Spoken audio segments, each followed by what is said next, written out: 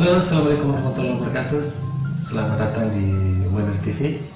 Pada kesempatan ini kita bahas tentang rancang bangun hotspot Wi-Fi menggunakan sinyal 3G dan 4G, mulai dari awal sampai akhir, serta permasalahan-permasalahan yang sering ditemukan dan sering ditanyakan di Modern TV. Oke. Yang paling penting dalam merancang usaha hotspot Wi-Fi menggunakan sinyal 3G dan 4G adalah kualitas sinyalnya, bukan perangkatnya. Perangkat adalah kedua. Yang pertama adalah kualitas sinyal yang diterima dari BTS atau dipancarkan oleh ISP atau provider. Ini yang paling penting, sehingga jika kualitas sinyalnya rendah, kita memaksakan untuk pancarkan Wi-Fi, maka bisa terjadi lemot atau bahkan tidak jalan sama sekali. Sinyal di sini dipancarkan oleh radio lewat sektoral, misalnya dari BTS, misalnya dari Indosat, XL, Telkomsel, Smartfren, dan lain-lain sebagainya, penyedia layanan mobile atau GSM yang banyak sekali terdapat di Indonesia. Itu memancarkan sinyal radionya, gelombang radionya, dan pancaran radio ini belum tentu berisi data.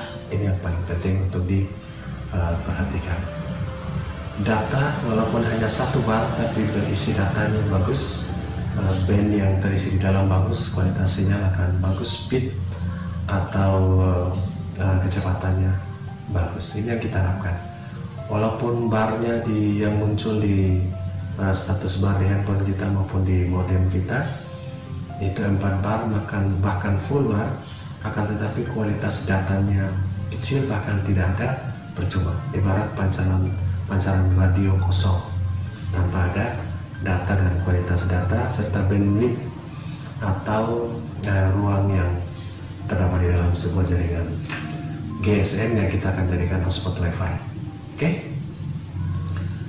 Dalam merancang sebuah hotspot Wi-Fi menggunakan sinyal 3G, setelah Anda sudah ketemu sinyalnya 1 bar dengan kualitas data yang bagus, bisa dites lewat handphone sebelumnya, minimal dapat 1 bar atau ada tapi hilang, timbul tenggelam. Kemudian Anda coba cek masuk lewat online dan minimal bisa terakses browser. Jadi Anda buka Mozilla, Google Chrome maupun Opera di handphone Anda akses, minimal bisa terakses masuk dan terbuka browser secara online. Itu kecepatan yang paling ringan. Dengan kecepatan ini kita bisa memanfaatkan untuk menguatkan dengan antena penguat. Banyak antena yang digunakan. Ini yang poin pertama. Jika kita tes sinyalnya sudah oke, sudah ketemu, walaupun kecil, kita akan menguatkan lewat antena yang akan kita pakai sebagai penguat sinyal, yang akan kita masukkan ke dalam modem, kita masukkan ke dalam router Wi-Fi kita untuk mendapatkan sinyal dan kualitas data yang bagus. Antena penguat sinyal. Banyak antena yang dalam video tutorial sebelumnya sudah dijelaskan. Antena penguat sinyal GSM Yagi, TXL 185, grid maupun periodik. Jadi ada beberapa macam antena ini, namun pada layanan lokal kami banyak kami gunakan adalah Yagi TXL 185 dan antena periodik. Banyak juga teman yang menginformasikan bahwa grid sangat bagus karena memang grid punya elemen yang banyak dan lebar, sehingga kemungkinan menyerap sinyal GSM untuk dipancarkan kembali lewat modem juga masih sangat bagus. Silakan Anda coba dan bisa mencari referensi yang lain. Namun yang biasa kami gunakan adalah antena yang TXL 185 dan antena periodik. Nah, kenapa kami menggunakan 2 antena ini? Yang pertama, antena yang itu tidak ribet. Sebagai pemula Anda tinggal beli, sudah include dengan kabelnya sudah terpasang di antena, dan tinggal Anda masukkan pigtailnya, dan di pigtail inilah masuk ke dalam modem. Anda bisa lihat salah satu dari antena itu sudah terinclude kabel. Yang kedua, antena periodik. Antena periodik juga sangat bagus, bahkan mungkin sedikit lebih baik dari Yagi, namun kecepatan rata-rata dan kualitas rata-ratanya sama. Itu yang sebagai pemula mungkin repot pada konektornya. Pada saat kita membeli antena periodik tidak disertai dengan atau terinclude dengan kabelnya. Jadi kabelnya kita harus belanja terpisah. Dengan belanja terpisah inilah kendala pada konektor. Kadang-kadang penjual tidak melakukan uji coba sebelum melakukan pengiriman secara online kepada kita pembeli. Sehingga inilah yang paling penting untuk diperhatikan. Ada beberapa konektor yang biasanya oleh teknisi setelah periodik tiba di sini diperbaiki kembali. Sehingga untuk pemula mungkin repot dalam merancang pigtail dan konektor yang cocok untuk pigtail serta model yang digunakan. Itulah kelemahan dari periodik. Setelah baik Yagi, antena grid maupun antena periodik lewat kabel akan masuk ke pigtail. Nah, ini adalah pigtail tunggal, pigtail CRC 9, CRC 9, dan bisa lihat pigtail tunggal seperti ini. Dan masuk ke modem. Ini adalah modem Huawei E3372. Ada dua lubang colokan pigtail, jadi kita bisa buka. Ya, Anda bisa lihat ada satu pigtail di sini dan di sini. Namun pada prakteknya kita hanya menggunakan satu pigtail dan sangat bagus kualitas sinyalnya. Ya, Anda bisa lihat. Kita pasangkan satu pigtail CRC 9 ini pada modem di sini. Kita tancapkan. Oke, tertancap seperti ini. Ini modem Huawei E3372 dengan pigtail 1. Semestinya pigtail 2 menggunakan pigtail TS9. Jadi ini cabang 2. Oke.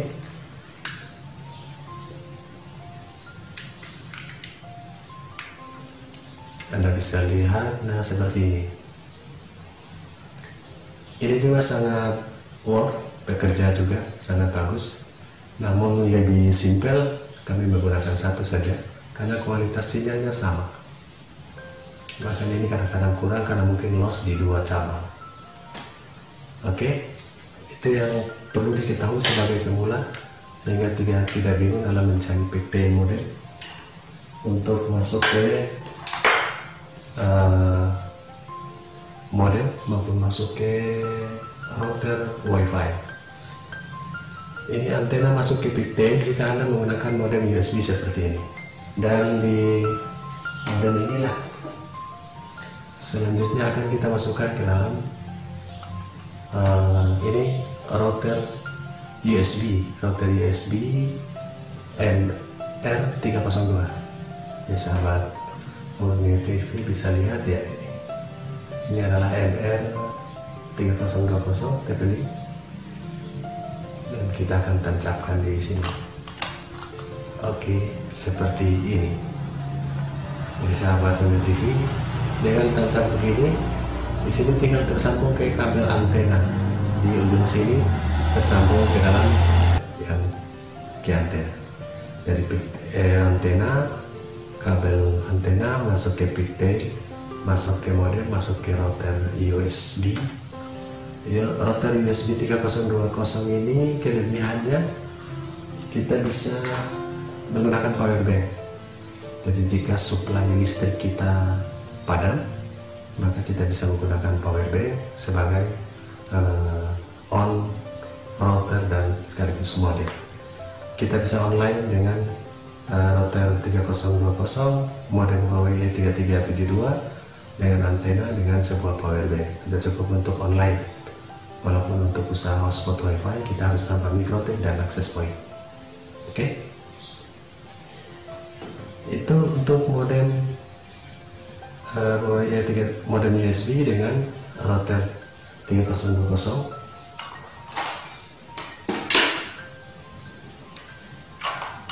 Ya. Modem ini juga bisa masuk ke MR3420. Ini adalah sebuah TP-Link MR3420. Jadi di sini ada colokan USB-nya, kita tinggal tancap. Oke. Dan ini akan masuk ke antena. Ya, ini akan masuk ke kabel antena. Tingginya antena terserah Anda menggunakan 1 pipa, 2 pipa. Minimal yang biasa kami gunakan untuk menarik sinyal 10-15 km itu sekitar 12 meter. 2 pipa, 1 pipa itu kurang lebih 6 meter. Oke, tertancap seperti ini dan sudah bisa online menggunakan WiFi dari router ini USB. Nanti sebentar kita akan bahas bagaimana cara masuk ke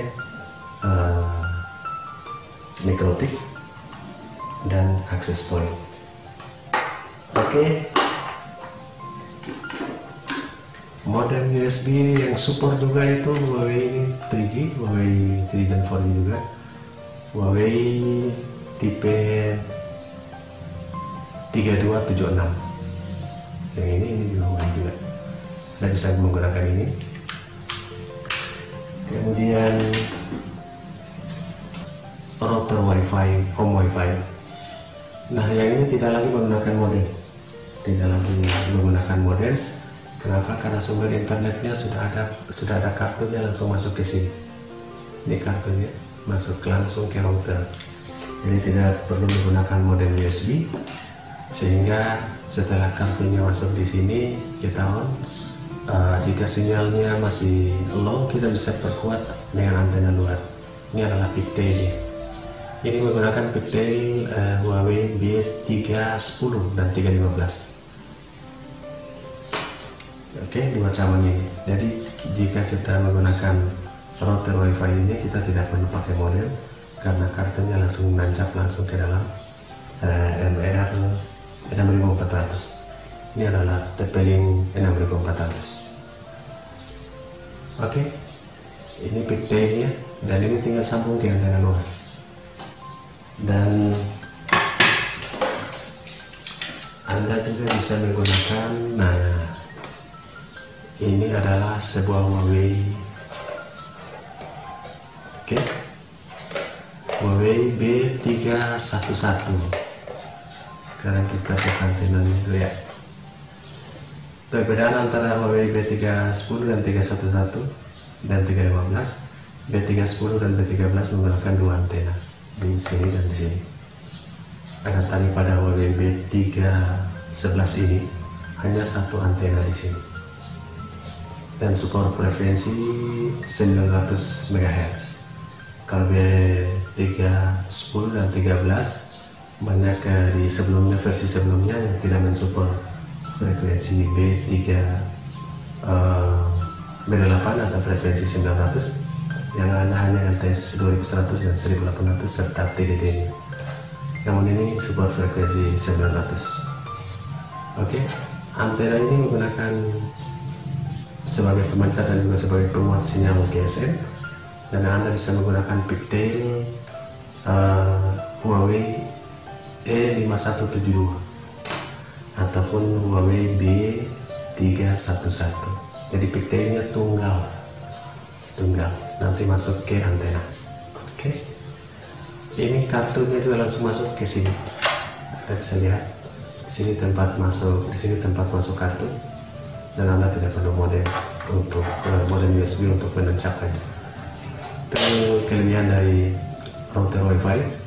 Dan router WiFi ini udah Huawei P310, 311, 315 dan MR6400 ini mensupport user, artinya pengguna aktif bersamaan dalam satu waktu itu sampai 32 user. Cukup banyak dibandingkan dengan modem USB, maksimal hanya 16 user bersamaan, walaupun bergantian sampai 24 jam bisa banyak juga. Oke, itu yang paling penting diperhatikan tentang pigtailnya.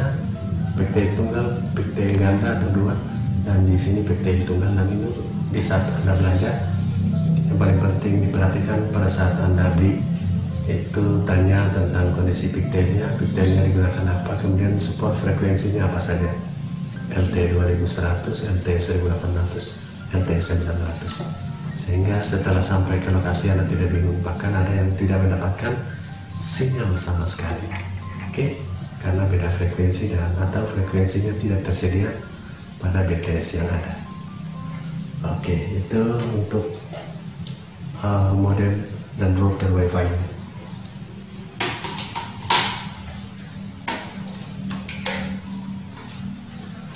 Oke, sekarang setelah dari antena masuk ke modem seperti ini, dari antena lewat pigtail masuk ke modem, masuk ke router WiFi, ini sudah bisa dipancarkan.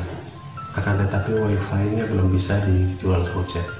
Kita tidak bisa mengatur manajemen bandwidth-nya maupun mencetak voucher dalam penggunaan user dan password. Nah, untuk melakukan settingan user dan atau login user dan password di voucher misalnya, kita butuh sebuah mikrotik. Nah, pada kesempatan ini yang Anda lihat ini adalah sebuah mikrotik router board, mikrotik router board RB750 yang banyak digunakan. Oke, ini banyak menggunakan router board ini. Ya, di sini sahabat mengerti bisa lihat ada LAN yang banyak.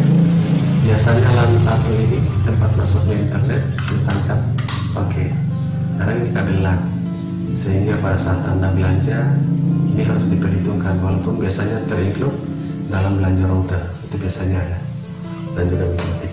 Di saat kita membeli router USB NR3420 ini ada terinclude kabel LAN yang agak panjang. Oke, di sini kalau sumber internetnya sudah ada, di sini ada 1 WAN dan 4 LAN yang kuning ini. Yang kuning inilah yang kita akan masukkan ke sumber internetnya. Nah, kita masukkan terserah kita. Ini ya. Jadi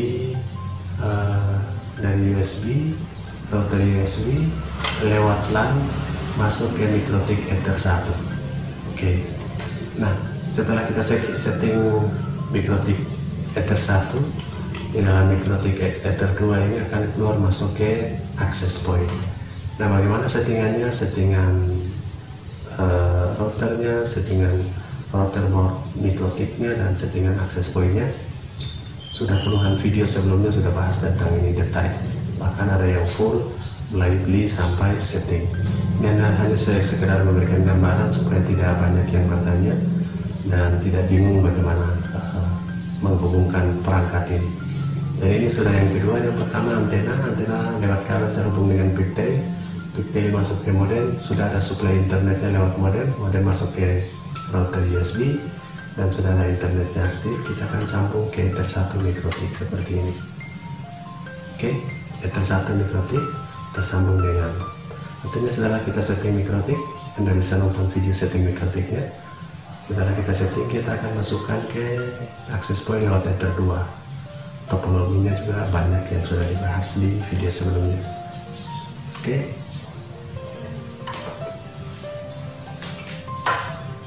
Ya, ini kita akan sambung ke sini. Ether 2 akan terhubung dengan access point. Nah, ini salah satu contoh adalah access point CPE 220. Anda bisa menggunakan. Di sini ada kabel LAN dan PoE. Di sini ada 2 lubang. Jadi di sini masuk PoE dari adaptor. Dari adaptor bukan mikrotik. Mikrotik tidak bisa langsung ke sini. Mikrotik masuk ke adaptor PoE dan CPE 220 ini atau access point. Kemudian dari PoE masuk ke sini untuk menghidupkan CPE 220 sekaligus memberikan data internetnya dari mikrotik. Mikrotik juga mengambil dari router USB yang ada modelnya tadi. Oke, itu yang paling penting untuk settingan access point, settingan mikrotik dan settingan router USB. sudah banyak dijelaskan. Jadi jika ada diskusi yang mengenai hal ini teknisnya, ini sudah lengkap 3 dan access point. Namun ini tidak terhubung langsung dengan access point. Dari mikrotik masuk ke adaptor dulu, nanti adaptor masuk ke CPA 220 ini atau access point ini.